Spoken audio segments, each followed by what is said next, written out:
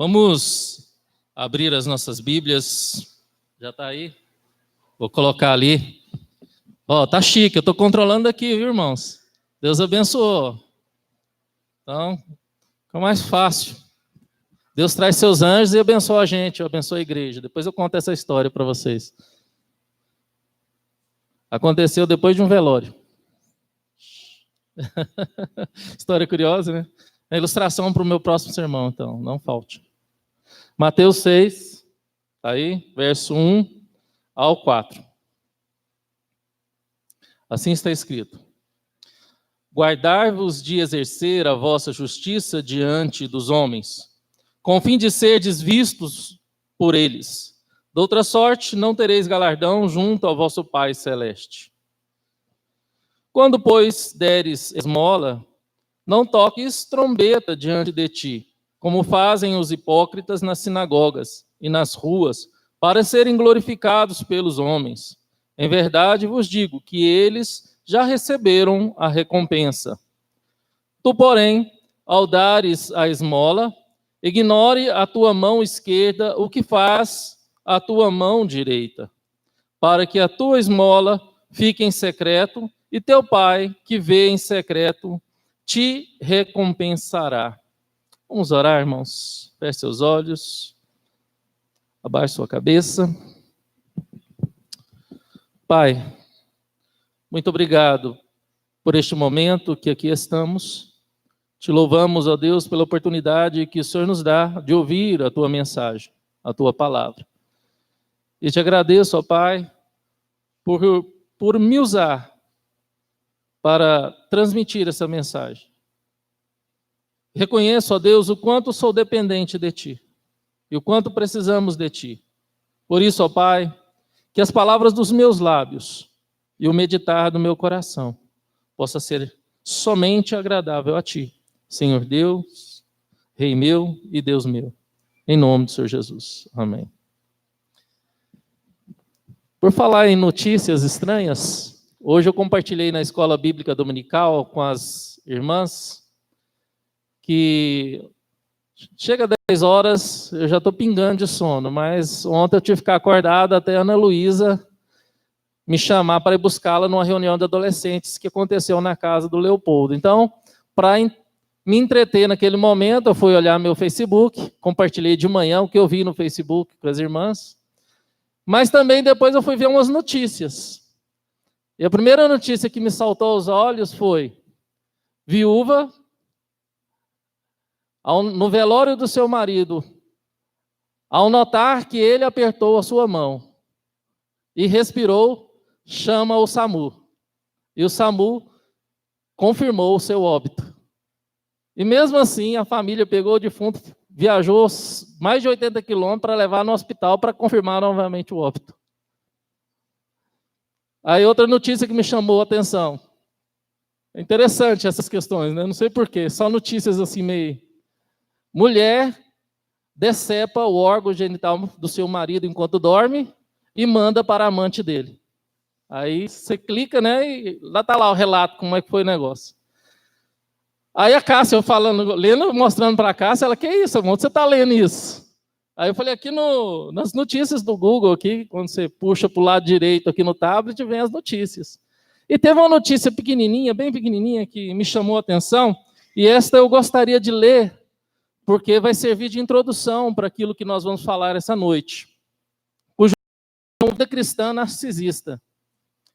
Então, essa matéria, ela segundo lá onde está, foi numa revista norte-americana que foi colocado. E essa matéria está o seguinte: o comportamento narcisista parece expandir-se como uma praga na sociedade contemporânea. E não só entre os adolescentes e jovens que inundam as redes sociais. A desordem narcisista da personalidade é um padrão geral de grandiosidade, necessidade de admiração.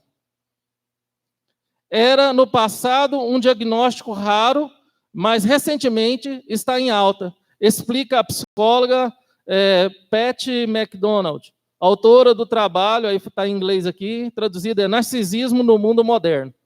Então, se você quer ler mais essa matéria, procure por esse nome, né, e tente ler a matéria toda.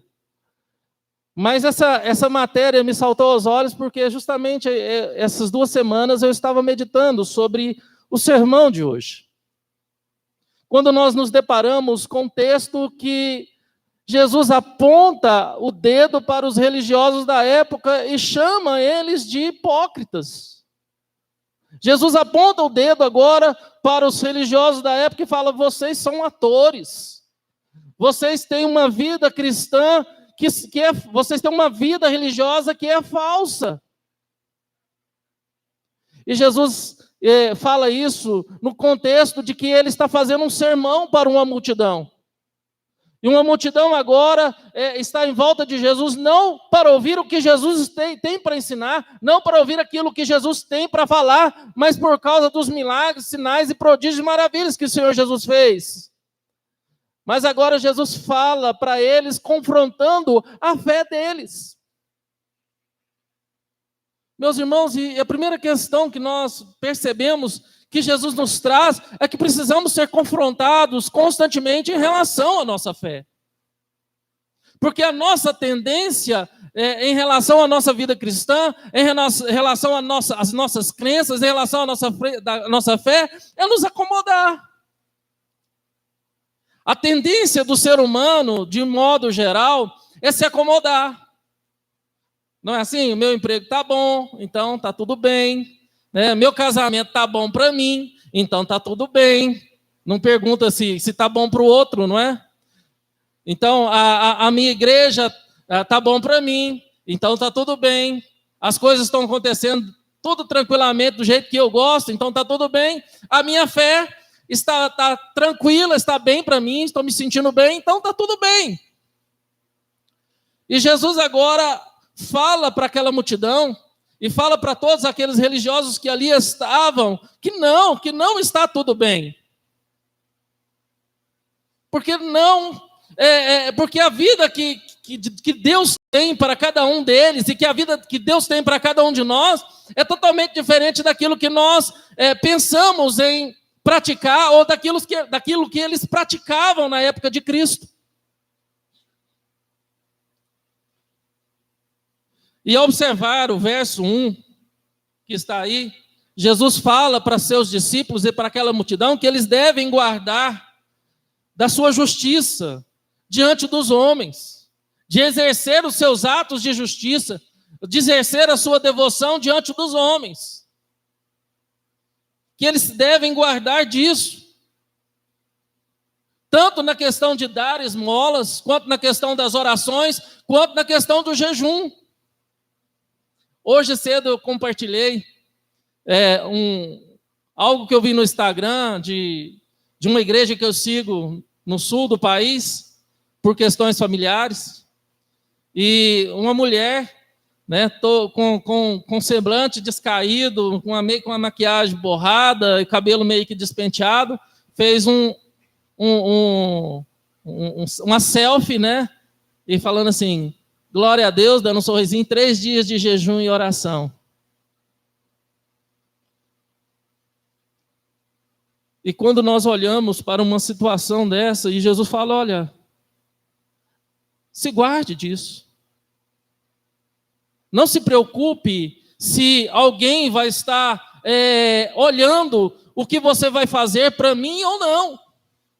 Não se preocupe se a sua vida de devoção vai ser vista ou não vai ser vista.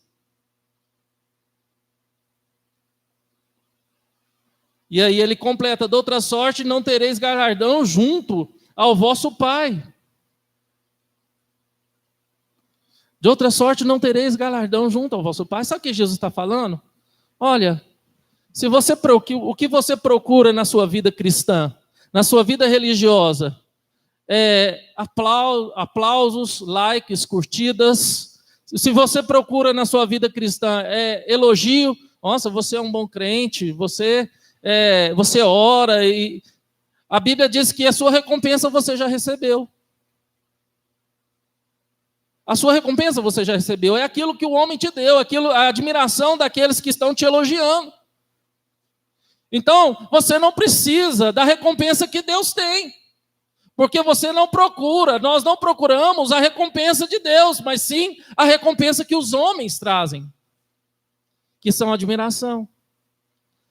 E ontem, eu até comentei, hoje de manhã, que dos vídeos que eu vi no Facebook, são vários vídeos, eu não sei se eu abri num horário que isso acontece constantemente, eu não sei se alguém aí já percebeu, mas ontem, por volta das 10 horas, quando eu abri meu Facebook, eu fui descendo a minha timeline, a linha ali das histórias, o que eu vi de lives de gente fazendo oração, jovens, adultos e crianças orando. E teve um lá que me chamou a atenção, porque ele estava orando e acompanhando o número de pessoas que entravam na sua live. Né? E ele olhava assim, meio de assim, via assim, e fala: olha, e se você convidar alguém, se você curtir, eu vou fazer uma oração especial para você. Chama seu pai, chama sua mãe, chama seus vizinhos, liga para os seus primos, manda um WhatsApp, manda todo mundo entrar nessa live, porque eu estou orando e eu vou orar por você. E Deus fala para ele e para todos que buscam um reconhecimento humano, que buscam a glória dada pelo homem, que você vai receber a sua recompensa. Mas do homem. Você vai receber essa recompensa. E não vai passar disso. Elogios, palavras que vão massagear o seu ego. A gente, muitas vezes, corremos o risco de agir como aquela ilustração do jumentinho. Eu já contei aqui essa ilustração, mas quero trazer de novo à memória. Que um dia um jumentinho chegou todo empolgado na sua casa e falou: mãe, eu entrei e todos me aplaudiram, jogaram ramos no chão para me passar e me trataram como uma pessoa muito especial, um jumento muito especial. E a mãe perguntou para ele: meu filho, e quem estava com você? Tinha um homem tinha um homem sentado nas minhas costas que todo mundo chamava ele de rei dos judeus. Então tá, meu filho, vai dormir, amanhã você vai em Jerusalém de novo. E disse que o jumentinho dormiu, e no outro dia esse jumentinho entrou em Jerusalém e foi recebido a pedradas pelos comerciantes das ruas. Sai daqui, seu jumento! E tal. Ele correu para casa chorando e falou: mãe, hoje eles me maltrataram, jogaram pedra em mim. E a mãe virou: olha, filho, um jumentinho que tem Jesus sobre suas costas é admirado porque está carregando o rei dos judeus. Mas um jumento sem Jesus é apenas um jumento. É apenas um jumento. Essa ilustração traz para nós, irmãos, que aquilo que Deus tem para mim e para você é muito mais precioso, é muito mais importante e de valor eterno do que aquilo que o mundo pode te oferecer, ou daquilo que muitos religiosos, como os fariseus na época de Cristo esperavam. Mas Jesus também, no verso 2, ele traz uma segunda lição.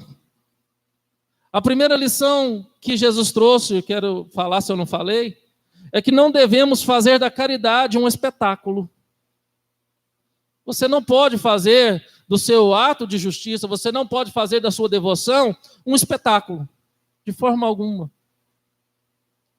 E a segunda verdade que Jesus mostra aqui para os seus discípulos e para a multidão que estava ouvindo e confrontando os fariseus, que a nossa devoção, que a nossa caridade, que é no contexto das esmolas, não tem que ser um ato que glorifique, tem que ser um ato que glorifique somente a Deus. Aí vem aquela pergunta que nós devemos fazer todas as vezes que vamos para um momento de devoção ou para um ato de caridade? É para a glória de Deus? O que eu vou fazer por essa pessoa vai glorificar a Deus? O que eu vou fazer neste momento vai trazer glória para Deus? Ou vai trazer glória para mim? É a pergunta que deve estar no nosso coração. É a pergunta que eu devo fazer e você deve fazer todas as vezes que nós formos ou imbuídos para ajudar alguém. O texto está assim: quando, pois, deres esmola, não toques trombeta diante de ti, como fazem os hipócritas nas sinagogas e nas ruas, para serem glorificados pelos homens. Em verdade vos digo, que eles já receberam a sua recompensa. Uma das questões que o texto mostra é que aquilo que começou dentro da sinagoga foi parar aonde? Nas ruas. Algo que era para acontecer dentro da sinagoga, como parte de um rito religioso de um povo, de uma religião, foi parar onde? No meio das ruas. E pior, a Bíblia ainda, Jesus mostra isso de uma forma mais pesada, que eles foram mais longe. Assim como na época de Jesus, e eu falei isso aqui, existia as carpideiras, né? Você pagava a pessoas para chorar, né, pelo ente que morreu. Assim também existia os trombeteiros, que eram pagos, para que na hora que você desse esmola, ele tocasse a trombeta. Existiam essas pessoas que eram pagas por esses homens religiosos, e que na hora que ele desse que ele fosse dar a esmola, a trombeta era tocada para que todos olhassem para eles e admirassem eles pelo ato de devoção, pelo ato de justiça que eles estavam fazendo em relação ao próximo.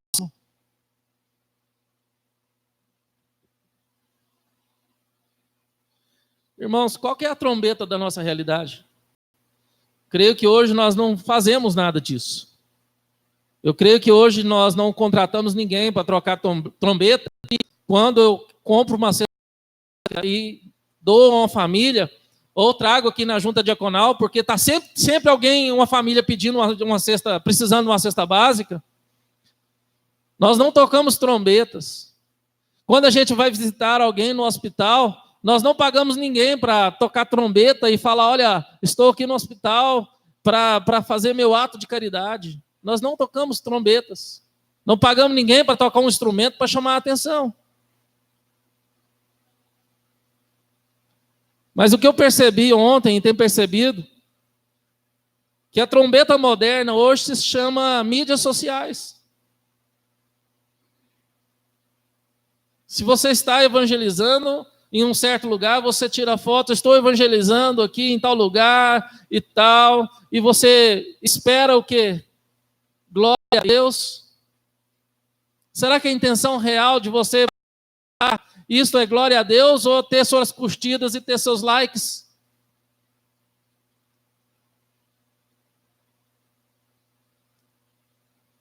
Infelizmente, irmãos, nós somos tentados a mesma tentação dos fariseus da época de Jesus. Como essa psicóloga que escreveu essa matéria nessa revista norte-americana sobre o narcisismo moderno, nós vivemos e somos tentados a viver uma vida cristã narcisista. Um cristianismo narcisista. Onde tudo que nós vamos fazer, seja para os outros ou para Deus, nós precisamos registrar e colocar nas mídias sociais para ver a repercussão que isso vai dar. Infelizmente somos tentados e muitas vezes caímos nessa cilada. Tem um livro antigo que eu tenho no gabinete, de um autor que eu não ouvi falar, chamado Boyer. Não é John Boyer. Do famoso coletânea do Peregrino. Mas é outro Boyer. Um livro antigo que eu estava folheando ele e caiu, e olhando, ele comentando esse texto, que o crente, eu vou ler da forma que ele colocou. melhor. Olha aquele que colocou. Comparo aquele que anuncia seus atos de justiça como uma galinha que cacareja quando está botando um ovo. Pois quando o dono da galinha ouve o cacarejo, vai lá recolher o ovo. Assim é o diabo, que ao ouvir o alarido daquele que quer mostrar seus atos de justiça, lhe incita o orgulho e consegue retirar a sua recompensa. Achei muito interessante, irmãos. Achei muito interessante, porque a nossa vida devocional, aquilo que eu faço, só pertence a mim e pertence a Deus. A sua vida espiritual, a sua vida com Deus, pertence a você e pertence a Deus. Não é assim quando a gente é interpelado em relação a alguma coisa que a gente não fez, e a gente recorre, né, tem aquele recurso, né? A gente não jura por Deus, mas a gente fala assim, Deus é meu juiz. Deus é meu juiz, Ele conhece meu coração e sabe o que eu não fiz, então a gente está em paz. Não é assim? E assim a gente entra na terceira questão que Jesus fala aqui no verso 3 e 4. Olha aí para você ver, acompanha no telão. Tu, porém, ao deres esmola, ignore a tua mão esquerda, o que faz a tua mão direita, para que a tua esmola fique em secreto, e teu pai que vem em secreto te recompensará. Se a primeira lição que Jesus traz para aquela multidão e para nós essa noite é que não devemos fazer da caridade, ou do meu ato de justiça, ou do meu amor ao próximo, ou da minha devoção a Deus um espetáculo, e que também não devemos fazer da caridade a Deus, do meu ato de justiça, do meu amor ao próximo, ou da minha devoção de Deus, roubar a glória de Deus, que eu não devo roubar a glória de Deus, mas que esse ato de justiça, essa caridade e essa devoção seja para glorificar a Deus. Agora também Jesus vira e fala para os seus discípulos e fala para mim e para você essa noite que não devemos procurar retorno no bem que fazemos ao próximo. Que eu não posso procurar retorno. Eu lembro uma vez, eu estava numa vigília, não foi nesta igreja, e nessa vigília teve um momento de perguntar algumas coisas, e perguntou para uma devida irmã, por que você é tão boazinha, por que você faz tantas coisas boas? Aí ela citou a lei da semeadura. Não, porque está na Bíblia que o que a gente planta, a gente colhe. O que dá para a gente imaginar?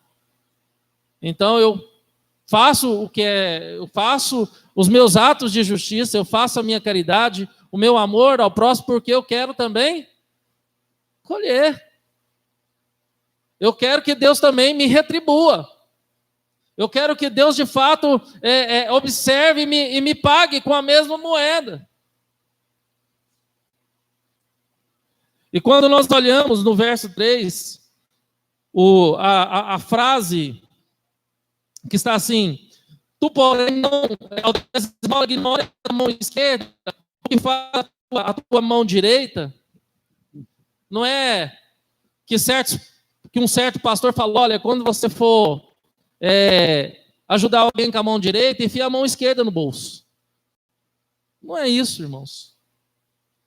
Mas tem um texto que Jesus explica claramente o que é esta relação entre mão esquerda e mão direita.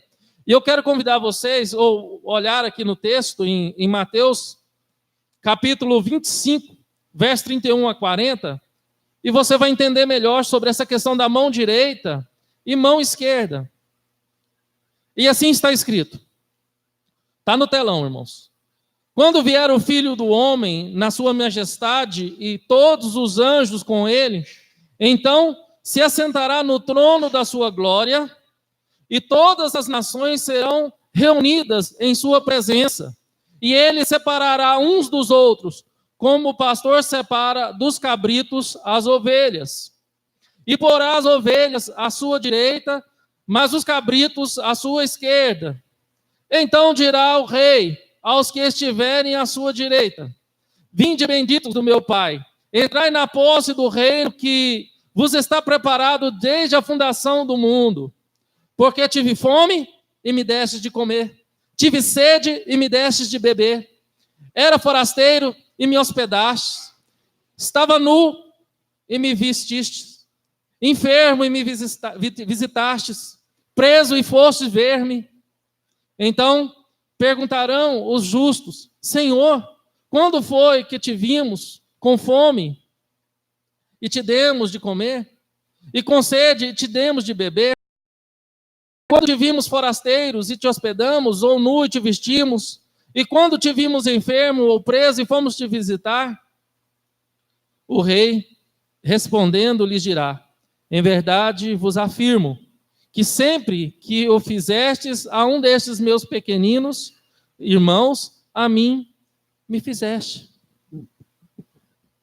Aqui é um exemplo claro daquilo que a mão direita deve fazer e a mão esquerda não deve saber o que a mão direita fez.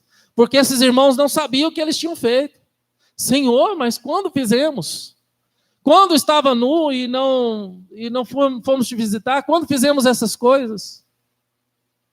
É exatamente isso, irmãos.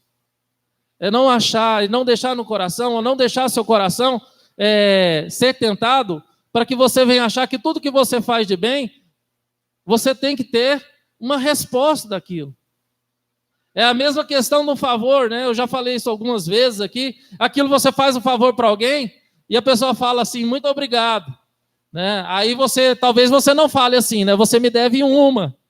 Mas no coração você está assim, você me deve um. E quando eu precisar, eu vou cobrar. Eu vou cobrar. Não é assim? Muitas vezes os nossos relacionamentos com o próximo, ele reverbera o nosso relacionamento com Deus, ele reflete o nosso relacionamento com Deus, porque nós agimos assim com Deus, e eu vou agir assim com o próximo. O que eu fizer de bem para você, eu vou esperar algo em troca. É assim que o nosso coração pensa. É assim que Jesus está falando para aqueles irmãos.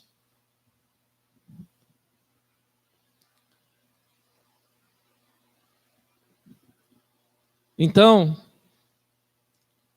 o que nós temos que ter consciência essa noite, irmãos, igreja, o que Deus está falando comigo e com você, o que Jesus falou com aqueles fariseus, primeiro é que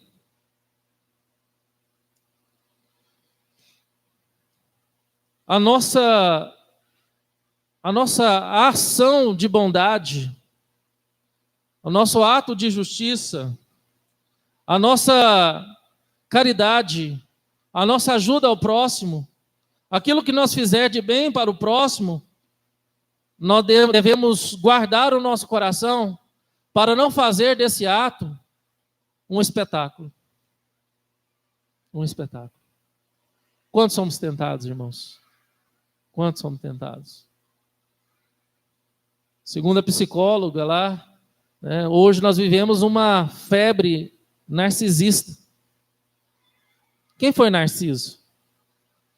Foi aquele semideus que era formoso, que a mãe queria saber quanto tempo ele iria viver, e foi consultar uma ninfa, uma elfa mágica, e a elfa falou: olha, seu filho vai viver enquanto ele não olhar a sua imagem.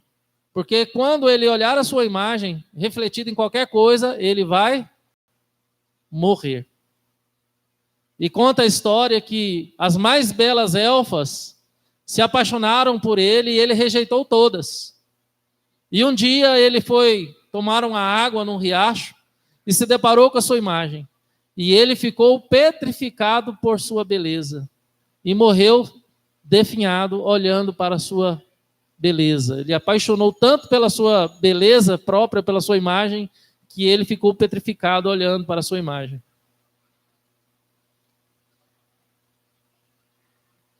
Irmãos, então que toda essa história, todas essas ilustrações e que todos esses ensinamentos de Jesus sirvam para nós termos um cristianismo puro, sincero e verdadeiro com Deus.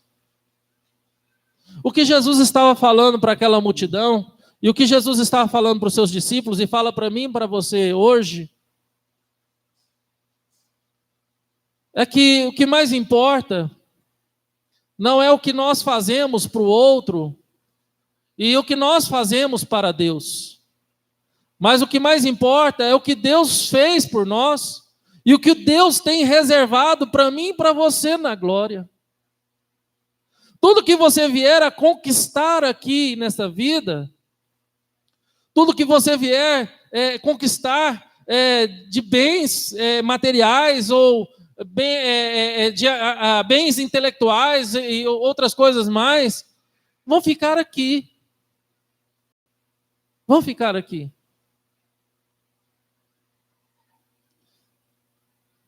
Mas algo que Deus tem para você, aquilo que Deus tem para mim, tem para você, é algo que nós vamos desfrutar pela eternidade afora. É algo que Deus tem para nós, que nós vamos gozar pela eternidade afora.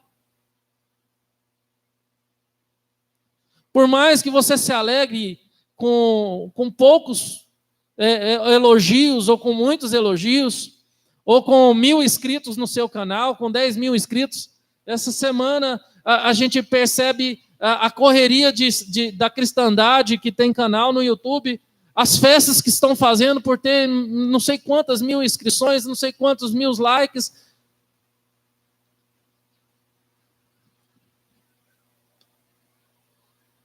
Sabe, irmãos, eu confesso, somos tentados pela vaidade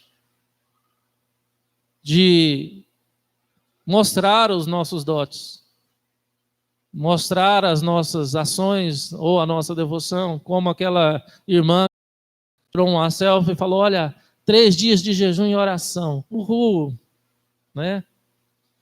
Nós somos tentados a expor os nossos pelo próximo, né? Hoje eu dei um mendigo na porta da igreja, me senti bem e tal. Ou hoje perdoei uma dívida, estou me sentindo maravilhosamente bem. Ou hoje doei parte do meu guarda-roupa para a instituição tal.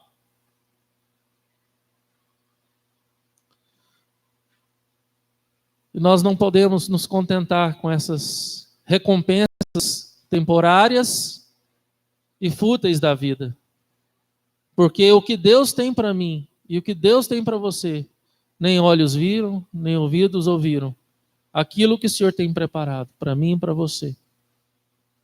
E o próprio Deus, na pessoa do Filho, não se importou com a ignomínia que veio sobre ele.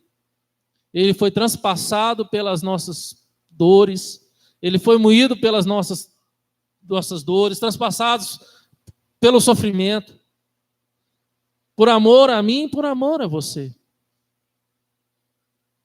Ele não se engrandeceu em nenhum momento quando ele chegou em Jerusalém, aplaudido e ovacionado como rei dos judeus.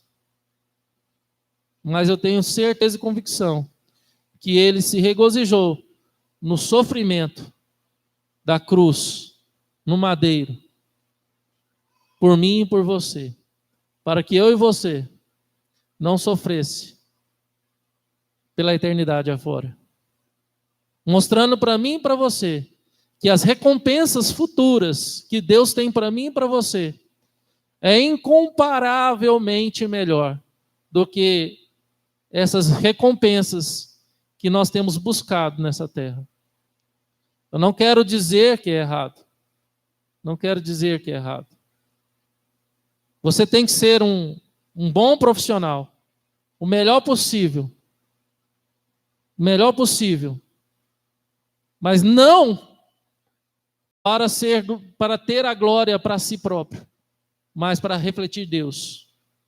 Como aquela história que aconteceu aqui em Rio Verde, daquela empresa lá do Rio de Janeiro, de São Paulo, que participou daquele quadro do Fantástico, que o patrão se vestia de empregado, veio parar aqui em Rio Verde, e conheceu um rapaz que ele trabalhou junto, e esse rapaz trabalhava com muito esmero, com muito afinco, com muita dedicação, e aquele patrão, vestido de funcionário, perguntou para ele, mas por que você trabalha tão bem assim, com tanto afinco?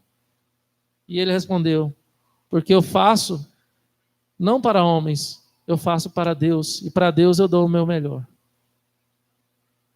Essa deve ser a nossa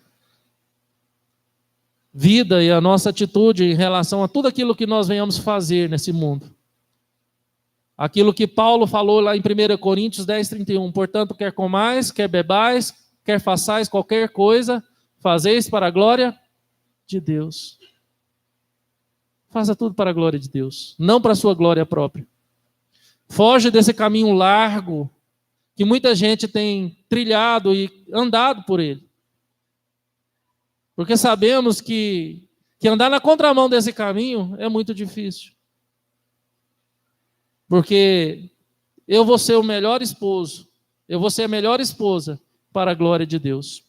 Eu vou ser o melhor profissional para a glória de Deus. Eu vou ser o melhor filho para a glória de Deus. Eu vou ser o melhor pai para os meus filhos para a glória de Deus. E se você pensar assim, irmãos, de fato, você está andando na contramão do que os fariseus viviam e do que a natureza humana quer te conduzir a viver.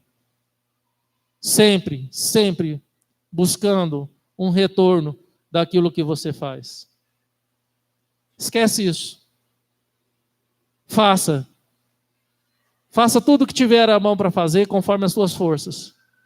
Não esperando algo ou reconhecimento de alguém, mas sabendo que o teu Pai que está em secreto, Deus que tudo vê, que é onisciente, onipresente, tem a sua recompensa linda, maravilhosa, guardado para você. Isso é maravilhoso demais. Porque ao olharmos para a brevidade da nossa vida, olharmos para a brevidade, nós não vamos ficar aqui muito tempo. Então, tudo aqui é passageiro. E a Bíblia diz que tudo passa rapidamente e nós voamos. Então, o que tem mais valor? O que é eterno? O que é passageiro? E aí Jesus chama os seus discípulos, Jesus chama os seus ouvintes a abandonarem aquele sistema religioso egocêntrico, narcisista, para uma vida pura, sincera e verdadeira. Não precisa saber orar bonito, como eu falei hoje de manhã. Não precisa saber pregar. Não precisa saber dar estudo bíblico ou fazer uma liturgia. Não precisa saber cantar. O que precisa é se entregar totalmente nas mãos de Deus, com sinceridade, pureza e singeleza de coração. Senhor, eu estou aqui. Quero apenas te servir. Quero apenas me entregar em amor ao Senhor e sentir e ser amado e ser amada por ti. Independente daquilo que eu faça ou possa fazer. Mas tudo que eu venha fazer por amor ao Senhor. Isso é importante, irmãos. Isso é importante. Feche seus olhos, baixe sua cabeça. Senhor Deus, muito obrigado pela tua palavra, que falou principalmente, ó Deus, principalmente ao meu coração. Ao meu coração. Eu creio também que deve ter falado ao coração dos teus filhos aqui essa noite. Ó Pai, por isso eu peço como Jesus nos ensinou a pedir. Não nos deixes cair em tentação, mas livra-nos do mal, porque a ti pertence o reino, o poder e a glória para todos sempre. Amém, amém, amém. Fique de pé, receba a bênção.